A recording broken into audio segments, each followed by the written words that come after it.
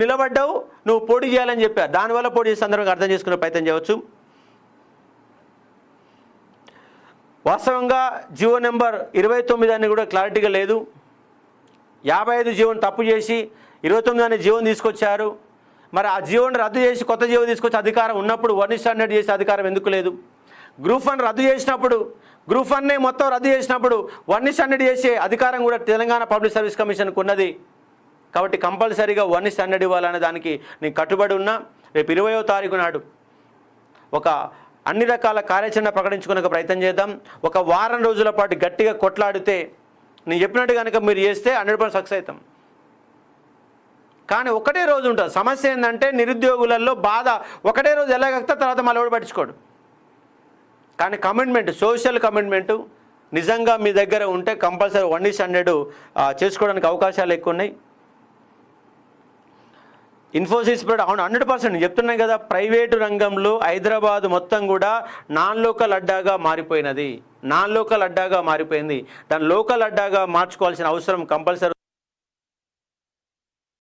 100% నిరుద్యోగుల తరపున మరో గ్రూప్ 2, 3 అబ్బాయి ఉండా దామోదర్ ఉండా గ్రూప్ 2, 3 గ్రూప్ 2, 3 కంపల్సరీగా ఎల్లుండి వరకు మనకు వెబ్ నోట్ రాకపోతే దానిపైన కార్యాచరణ దిగ్బంధం చేద్దాం. మొత్తం హైదరాబాద్ని కంపల్సరీ దిగ్బంధం చేస్తాం. ఎలాంటి ఇబ్బంది లేకుండానే మనం సాధించుకుంటామని చెప్పి ఒక ప్రయత్నం చేస్తూ ఉన్నాను. 1:100 కోసం కొట్లాడదాం. గురుకుల వాళ్లకు జీవో నెంబర్ 46 తరపున మీరు కనుక ముందుకు వస్తే కంపల్సరీ వాళ్ళ తరపున కార్యాచరణ చేద్దామంటే చేద్దాం. కాకపోతే అందరూ కూడా ప్రైవేట్ ఉద్యోగాలు, వివిధ రకాల ఉద్యోగాలు చేసిన కారణంగా బయటికి వెళ్ళిన ఒక పరిస్థితి, ఈ ప్రభుత్వానికి అర్థం కాని పరిస్థితి, ప్రభుత్వంలో మేధావులు లేని పరిస్థితి, సగం మిడిమిడి జ్ఞానం కలిగిన వాళ్ళు ఇలా పరిపాలనలో ఉన్నారు. ముఖ్యమంత్రికి అయితే అసలు ఎడ్యుకేషన్ సిస్టమ్నే ఎడ్యుకేషన్ సిస్టమే అది తెలియదు. ఆయన ఫస్ట్ సిస్టమ్ తెలియకుండా అవతల పనిచేస్తూ, ఇంకో దరిద్రం ఏంటంటే విద్యాశాఖ మంత్రి ఇప్పటిదాకా లేకపోవడం అనే దౌర్భాగ్యమైన అంశం. ఆయన దగ్గరనే పెట్టుకోవడం ఇంకా దరిద్రం. అది ఇంకో వేరే వాళ్ళు ఇవ్వకపోతేవి, నువ్వు పరిష్కరించకపోతేవి, అవగాహన లేకపోయే ఇలాంటి దరిద్రాలను పెట్టుకునే సందర్భం కనబడతా ఉంది. ఎందుకు తెచ్చుకున్నవరని ఆయన గవర్నమెంట్ అన్న కాడికి పరిస్థితి ఏర్పడతా ఉంది. కాబట్టి అర్థం చేసుకునే ప్రయత్నం చేయండి. ఇక్కడ ఎల్లుండి వరకు కనుక మనకు గ్రూప్ 2, 3లో కనుక న్యాయం జరగకపోతే కార్యాచరణ ప్రకటిద్దాం. 1:100 కోసం కొట్లాడే ఒక ప్రయత్నం చేద్దాం.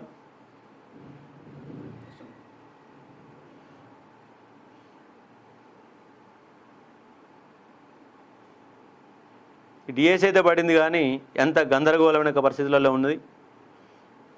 కంపల్సరీ పోరాడుతండి. ఎక్కడ పారిపోయేది ఏముండదు. నేను మిమ్మల్ని రాజకీయంగా వాడుకుంటాననేది 200% అబద్ధం.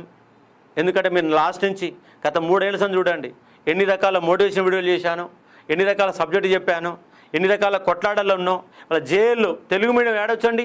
నేను మొదలు పెట్టకపోతే, నేను వీడియోలు చేయకపోతే, దాన్ని కొట్లాడకపోతే యాడ్ నుంచి వచ్చేది. కోర్టు కేసు అయింది, ఓకే కాదంటలేం. ఆ కోర్టు కేసు వేయడానికి కూడా కారకులు ఎవరు? జైలు. ఇంగ్లీష్ మీడియంలో ఎగ్జామ్ పెడితే తెలంగాణ బిడ్డలకు జైలు వచ్చే పరిస్థితి.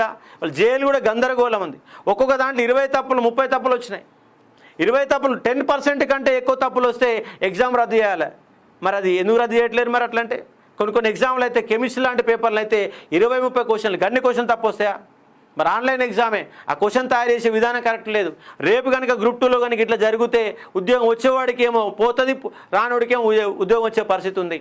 కానీ ఇవన్నిటిపైన ఈ ఫిబ్రవరి నెలలోనే ఒక లెటర్ పెట్టి తప్పులు రావద్దని, దాన్ని తప్పులు క్వశ్చన్ రావద్దని, సిలబస్ కంపల్సరీ ఫాలో కావాలని ఎన్నో అంశాలు నేను మాట్లాడినా చెప్పాను. కానీ ప్రభుత్వానికి, ఈ మొండి ప్రభుత్వానికి, అవగాహన లేని ప్రభుత్వానికి, ఈ నిరుద్యోగ వ్యతిరేక ప్రభుత్వానికి అర్థం కావడం లేదు.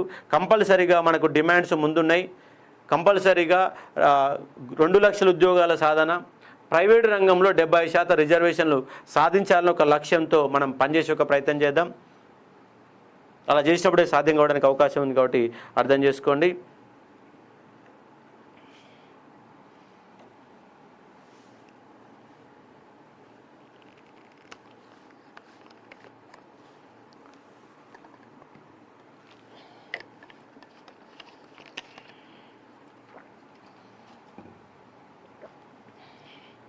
ఇవాళ అవగాహన లేని వాళ్ళు రాజకీయాలకు వచ్చి మాట్లాడే దమ్మున్న వాళ్ళు ఏమి ఎక్కడో దాచుకుంటున్నారు. రాజకీయాలను ప్రభావితం చేసే స్థాయిలో ఎవరు ఉండడం లేదు.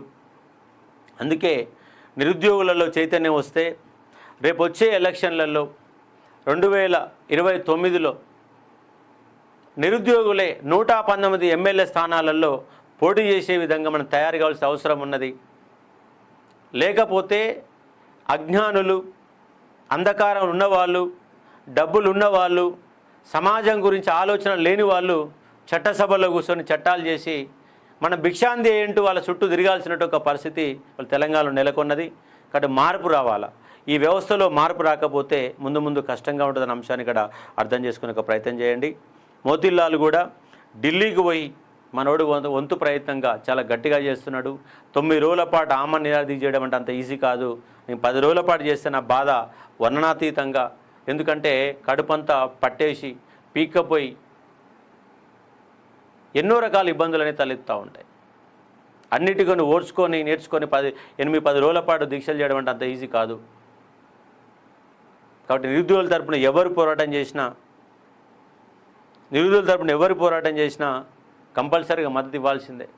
ఎందుకంటే ఇవాళ గమ్మత్ ఏంటంటే ఈ ప్రభుత్వాలు కేసులు పెడతామనే భయాందోళన, కేసులు పెడతాను భయపెడుతూ నిరుద్యోగుల ఉద్యమాలు ఆటంకం చేస్తున్నాయి. కానీ నిజంగా మీరు కేసులు పెట్టకుండా ఉండి చూడండి, ఎక్కడ కూడా మేము ప్రైవేట్ ఆస్తులు కానీ గవర్నమెంట్ ఆస్తులు కానీ ఎక్కడ కూడా ఏమి చేయకుండా మా జనబలాన్ని చూపిస్తాం.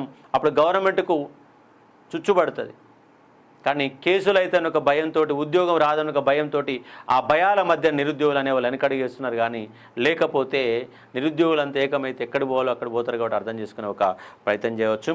కాబట్టి ముందే చెప్తా ఉన్నాను, కంపల్సరీగా మనకు ఎల్లుండి వరకు, ఎందుకంటే డిఎస్సి స్టార్ట్ అయింది కాబట్టి ఎల్లుండి వరకు పోస్టులు పెంచుతూ November, Decemberలో కనుక ఎగ్జాములు పైన వెబ్ నోట్ రాకపోతే 20వ తారీఖు నాడు ఈ రాష్ట్రాన్ని ముట్టడి కార్యక్రమం అనేది కంపల్సరీగా జరుగుతుంది, 100% జరుగుతుందని చెప్పి ఒక ప్రయత్నం చేస్తున్నాను. మిస్లీడింగ్ పక్క. ఈ చెనగాని దయాకర్ వీళ్ళకైతే అవగాహన తక్కువ, ఒర్లుడు ఎక్కువ. వీళ్ళిద్దరికి ఏమీ తెలియదు, జీరో నాలెడ్జ్. అసలు వాళ్ళు ఎందుకు లీడర్లుగా పనిచేస్తారో అర్థం కాదు, అర్థం కాదు. కాబట్టి వీళ్ళిద్దరిని కంపల్సరీగా వ్యవస్థకి వెళ్ళి మీరు దూరం చేసే ప్రయత్నం చేయండి. నిరుద్యోగుల పేరు చెప్పి రేపు వీళ్ళ కార్పొరేషన్ పదవి కావాలా, ముఖ్యమంత్రి గారు చేతులు కట్టుకునే బ్యాచ్ ఇది. ముఖ్యమంత్రి గారు చేతులు కట్టుకునే బ్యాచ్ ఇది. సమస్యలను పరిష్కరించే బ్యాచ్ కాదు, వాళ్ళు ఎట్లా లబ్ధి పొందాలని ప్రయత్నం చేసే బ్యాచ్. మరి నేను పదవులు కావాలనుకుంటే కాంగ్రెస్ పార్టీలో ఉంటాయి కదా, కానీ పదవులు అవసరం లేదు. నిరుద్యోగుల తరపున కొట్లాడడానికి సిద్ధంగా ఉన్న వ్యక్తి నేను. కాబట్టి టీఆర్ఎస్ గవర్నమెంట్ పైన నిక్కచ్చి కొట్లాడాను. ఎక్కడైతే సమస్యలు ఎప్పుడైతే వచ్చినాయో ఆ లీగల్ సమస్యలు అన్నిటిపైన కొట్లాడే ప్రయత్నం చేద్దాం. లీగల్ ఇష్యూల పైన కూడా ఒకరిద్దరితో మాట్లాడించే ఒక ప్రయత్నం చేస్తాను. దానిపైన అవగాహనలతో మాట్లాడిస్తాను. 1:100 కోసం 20వ తారీఖు నుంచి ఒక కార్యాచరణ కూడా మనం చేసుకునే ప్రయత్నం చేద్దాం. మీకు ఎల్లుండి వరకు దానిపైన లీగాలిటీ అన్నిటిపైన అంశాలపైన చూసుకునే ఒక ప్రయత్నం చేద్దాం. సచ్చుడా సంపుడా అలాంటి పదాలు వద్దులే. కానీ తెలంగాణలో ఒక పోరాటం ఉంది, తెలంగాణలో ఒక ఆవేశం ఉంది. ఆవేశాన్ని, పోరాటాన్ని మనం ఉద్యమ రూపంలోకి మార్చుకునే ప్రయత్నం చేస్తాం. కాబట్టి అర్థం చేసుకోండి. జీవో నెంబర్ 46 పైన వచ్చినప్పుడల్లా అడ్వకేట్ జనరల్ డుమ్మా కొడుతుండు. మరి అదే కావాలని, ఈ ప్రభుత్వం కావాలని ఇబ్బంది పెట్టే ప్రయత్నం చేస్తుంది. అలా ముఖ్యమంత్రి కమిటీ వేసినా కూడా దాని ఇంతవరకు దిక్కులేని ఒక సందర్భం. కాబట్టి మనం ప్రధానంగా 2 పోరాటాలు మన ముందున్నాయి. ఒకటి 2 లక్షల ఉద్యోగాల క్యాలెండర్ సాధించుకోవడం, రెండవది ప్రైవేటు రంగంలో 70% రిజర్వేషన్ సాధించుకోవడం. ఈ 2 కనుక సాధించుకుంటే తెలంగాణలో నిరుద్యోగిత శాతం తగ్గడానికి అవకాశాలు చాలా మెండుగా ఉన్నాయి. ఇక్కడ ఎల్లుండి వరకు మన కనుక గ్రూప్ 2, 3 పైన వెబ్ నోట్ రాకపోతే మన ప్రతాప్ మీద కంపల్సరీ చూపిస్తాం. 20వ తారీఖు నుంచి వారం రోజుల పాటు 1:100 పైన కూడా మనం కొంత కార్యాచరణ ప్రకటించుకొని ముందుకు పోయే ప్రయత్నం చేద్దామని చెప్పి ప్రయత్నం చేస్తున్నాం. కాబట్టి అర్థం చేసుకోండి.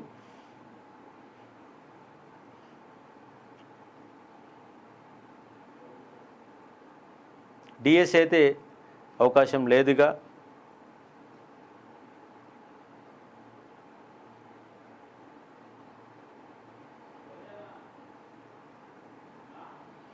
రాజకీయాలు అట్లనే ఉంటాయి. మరి డిఎస్ అయిపోయింది, ఇంకా లేదుగా. డిఎస్ అయిపోయింది కాబట్టి ఎగ్జామ్స్ రాసుకునే ఒక ప్రయత్నం చేయండి. లేడా?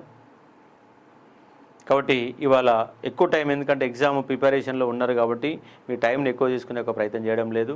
కాబట్టి ఇది ఉన్నటువంటి అంశం. ఎల్లుండి వరకు మనకు వెబ్ నోట్ రావాలి. 1:100 పైన కూడా చూద్దాం. మీరు కనుక గురుకుల ఆస్పిరెంట్ జీవో నెంబర్ 46 అంశాలు కనుక ముందుకు వస్తే వాళ్ళ తరపున కొట్లాడుతానని స్పష్టంగా చెప్తున్నాను. 75% స్థానిక కోట, 2 లక్షల ఉద్యోగాల కల్పన అనే అంశాలపైన అశోక్ సార్ యొక్క పోరాటం